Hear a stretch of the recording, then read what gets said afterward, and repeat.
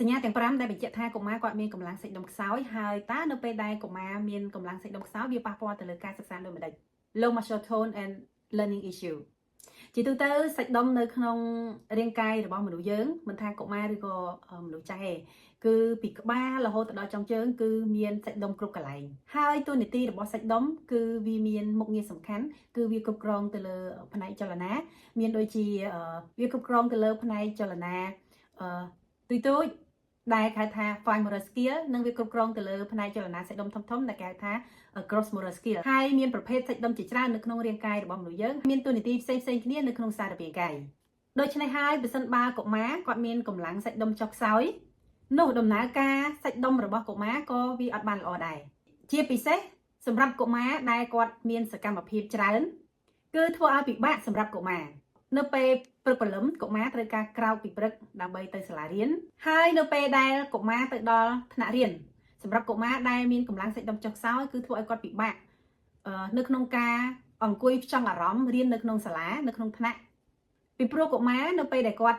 ទៅសាលារៀនគឺគាត់មិនមែនទៅ1ម៉ោង2ម៉ោងហើយគាត់ត្រឡប់មកផ្ទះវិញទេគឺគាត់ត្រូវការអង្គុយយូរម៉ោងអាច6ម៉ោងទៅ7ម៉ោងអញ្ចឹងកុមារដែលគាត់មានបញ្ហាតាក់ទងជាមួយនឹងកម្លាំងសាច់ដុំចុះខ្សោយគឺធ្វើឲ្យគាត់ពិបាកក្នុងការអង្គុយផ្ចង់អារម្មណ៍រៀនហើយជាពិសេសគឺវាប៉ះពាល់ទៅដល់ការសរសេររបស់កុមារគឺធ្វើឲ្យការចាប់កាន់ប៊ិចកាន់ខ្មៅដៃរបស់កុមារហ្នឹងគឺអត់ល្អដូចទៅនឹងកុមារដែលមានកម្លាំងសាច់ដុំល្អនោះទេដែលមានដំណើរការល្អនោះទេលើសពីនេះទៅទៀតប្រសិនបើកុមារគាត់មានបញ្ហាកម្លាំងសាច់ដុំនឹងចុះខ្សោយជាពិសេសគឺ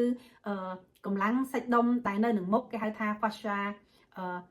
muscle គឺនឹងធ្វើឲ្យកុមារពិបាកនៅក្នុងការបញ្ចេញសំឡេងប្រកបពាក្យក្នុងការនិយាយដូច្នេះសញ្ញាទាំង5ដែលបញ្ជាក់ថាកុមារគាត់មានកម្លាំងសាច់ដុំចុះខ្សោយទី1គឺកុមារចូលចិត្តអង្គុយបត់ជើងចេញរាងអក្សរ W ដូចនៅក្នុងរូបចឹងហើយវីដេអូមុនក៏នាងខ្ញុំបានរៀបរាប់រួចមកហើយដែរចំពោះកុមារដែលគាត់ចូលចិត្តអង្គុយបត់ជើងចេញរាងអក្សរ W តែគេហៅថា W sitting រោគសញ្ញាទី2គឺធ្វើឲ្យកុមារនឹងឆាប់នឿយហត់អស់កម្លាំង tired quickly រោគសញ្ញាទី3គឺធ្វើឲ្យកុមារពិបាកក្នុងការសម្រួលឥរិយាបថពិសេសគឺគាត់អាចនឹងអង្គុយរៀងកោងខ្នងហើយអត់ត្រង់ខ្នងដោយកុមារដទៃទៀតនោះទេសញ្ញាទី4គឺកុមារគាត់ឆាប់ឬក៏ងាយបោះបង់នៅក្នុងការធ្វើកិច្ចការណាមួយដែលគេហៅថា gives up easily សញ្ញាទី5គឺកុមារគាត់មានបញ្ហាឬក៏មានស្ទះនៅក្នុងការលេង playground អញ្ចឹងនៅពេលដែលកុមារគាត់អត់មានជំនាញនៅក្នុងការលេងជាពិសេសនៅ playground ដែលយើងឲ្យគាត់ទៅលេងជាមួយក្មេងដទៃទៀតគឺគាត់អត់ប្រកែលេងដូចក្មេងដែលគាត់មានកម្លាំងសាច់ដុំខ្លាំងនោះទេដូចជាការឡើងឬក៏ការចុះឬក៏ការរត់ឬក៏ការចាប់អ្វីមួយបោះបាល់របស់អីហ្នឹងគឺគាត់អត់ប្រកែដោយក្មេងដែលមានកម្លាំងសាច់ដុំដំណើរការល្អនោះទេដែលគេហៅថា struggle on playground សរុបសេចក្តីសារជាថ្មីនៅពេលដែលកុមារគាត់មានកម្លាំងសាច់ដុំចុះខ្សោយដែលហៅ low muscle tone នឹងធ្វើឲ្យមានការប៉ះពាល់ទៅដល់ការសិក្សារបស់គាត់ផងដែរហើយនៅពេលដែលកុមារមានកម្លាំងសាច់ដុំគាត់ចុះខ្សោយហ្នឹងគឺធ្វើឲ្យប៉ះពាល់ទៅលើសកម្មភាពរបស់កុមារធ្វើឲ្យប៉ះពាល់ទៅដល់ការអង្គុយរៀននៅក្នុងថ្នាក់ធ្វើឲ្យកុមារនឹងបាត់បង់នូវការផ្ចង់អារម្មណ៍ធ្វើឲ្យប៉ះពាល់ទៅដល់ការសរសេររបស់កុមារ